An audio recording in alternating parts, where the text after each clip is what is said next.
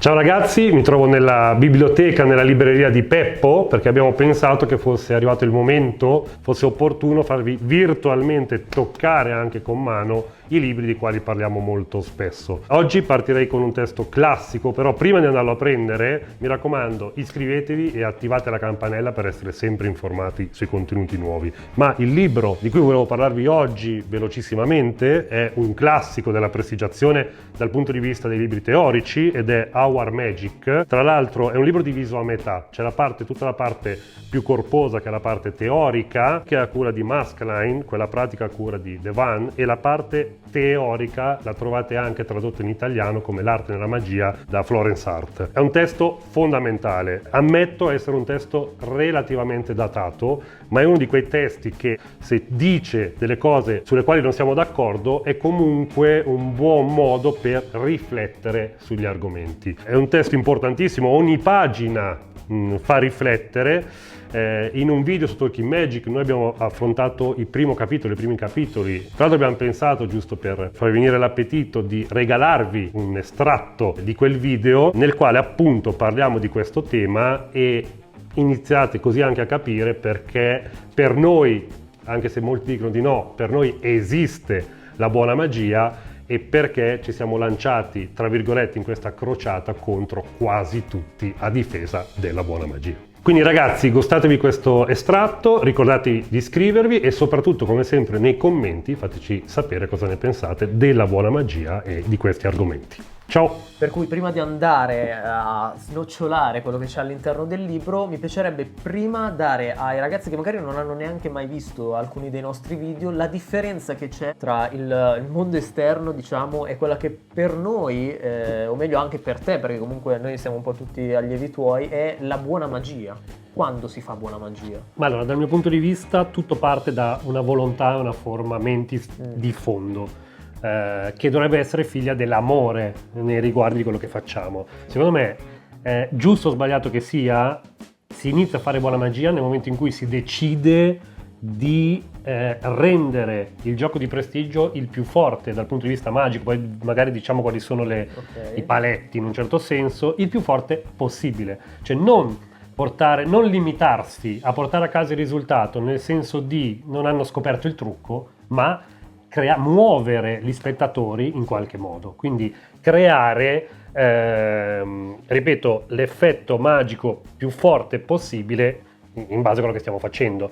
E questo cosa si traduce? Nello studio dei libri, nello studio magari di tante tecniche, di tante versioni dello stesso effetto, per poi decidere quella che secondo noi ha l'impatto magico più forte. Comunque credo che bisogna attingere a dei principi e a delle regole da cui non puoi attingere in altri mondi, e qua iniziamo col primo capitolo di Our Magic, così iniziamo ad addentrarci. Certo. Lui fa subito riferimento al fatto, alla famosa frase di Robert Houdin che il mago è un attore, il mago è un attore che recita la parte del mago, e lui in realtà lo corregge dicendo deve essere un grande attore.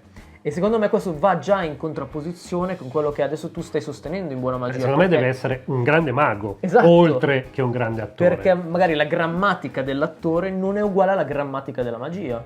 Assolutamente, cioè come l'attore ha delle tecniche ormai negli anni, ha un percorso di studio per formarsi in quanto attore, non è il mio campo di specializzazione, quindi spero di non dire troppe stupidate, anche la prestigiazione, se la vogliamo fare in un certo modo, ha un linguaggio, ha dei punti da seguire, da cercare di raggiungere, no?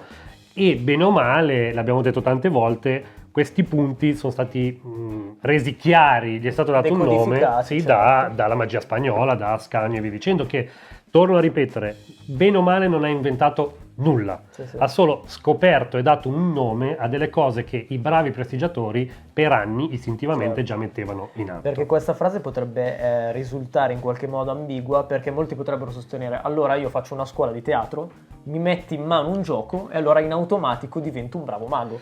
No, perché se non conosci la grammatica della prestigiazione, fai dal punto di vista della recitazione, fai molto bene, metti in scena molto bene quello che stai facendo, ma magari, non è per forza così, ma magari è debole, sono deboli gli effetti che stai rappresentando. Infatti, ti interrompo un secondo, a memoria non tutti, ma mi vengono in mente pochissimi attori che hanno deciso poi di fare i prestigiatori che facciano della magia efficace. E torno a ribadire, questo non vuol dire che lo spettacolo non sia straordinario. Certo. La magia non è... Poi molti giustamente dicono non mi interessa fare una magia efficace, mi interessa una drammaturgia che regga, mi interessa la novità, mi interessa raccontare, e va benissimo. Per noi è importante anche fare dei giochi di prestigio forti, validi, efficaci. Il solito discorso di arrivare a far sì che lo spettatore, l'atmosfera magica, la parola, la frase chiave è l'atmosfera magica. La differenza sostanziale tra chi segue, tra virgolette, il nostro punto di vista e altri è che nel nostro caso chi è bravo a mettere in atto queste cose fa vivere allo spettatore un'atmosfera magica. Si toglie un po' quello che in magia a volte si usa di ingannare il pubblico, perché di sua natura l'effetto è ingannare il pubblico, ma in qualche modo, grazie alla propria persona e grazie a come è costruito, il pubblico stacca quella razionalità per un momento e si lascia trasportare. Sì, ecco, qua c'è la chiave, no? Quello che noi cerchiamo di fare è far sganciare il senso, chiamiamolo come ci pare, però sappiamo, sia noi che gli spettatori, a priori, il gioco è che lo spettatore, a meno che trovi il credulone, sa che c'è un trucco. Ma noi siamo fermamente convinti, questo forse è la separazione, no? C'è gente che dice, lo spettatore pensa, dall'inizio alla fine saprà sempre che è un trucco, quindi cerco di, tra virgolette, passatemi il termine, impacchettare al meglio possibile tutto. C'è un'altra scuola che è la nostra che dice no, il gioco di prestigio in sé ha una drammaturgia interna, è forte, si regge sulle sue gambe e se si seguono un certo percorso, si può cercare, non sempre ci si riesce, di far dimenticare allo spettatore in maniera irrazionale, non logica, cioè sganci la logica, vivi di pancia, vivi di cuore, quello che vuoi, di farli dimenticare per un X tempo che quello che sta avvenendo non è possibile ed è frutto di un trucco. Può succedere. Quando vediamo René Lavant succede, quando vediamo Tamariz succede.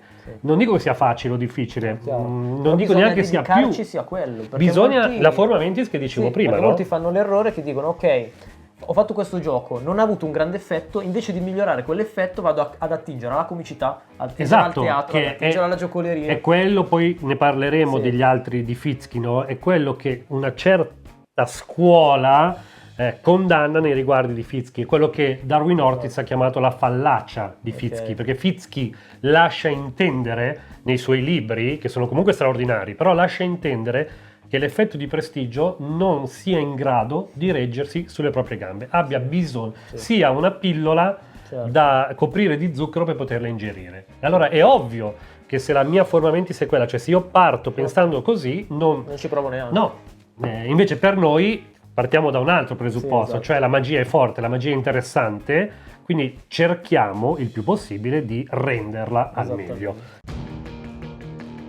Avresti un esempio inserito in un determinato contesto di buona magia a tutt'altro effetto? Un esempio classico può essere per esempio Twisting the Aces. Un'altra cosa, no, che è un po' la via magica e quindi è sempre la buona magia, ci sono delle condizioni sine qua non, secondo noi, senza le quali appunto un gioco di prestigio non può essere così forte come se venissero applicate. Quindi la prima cosa importantissima è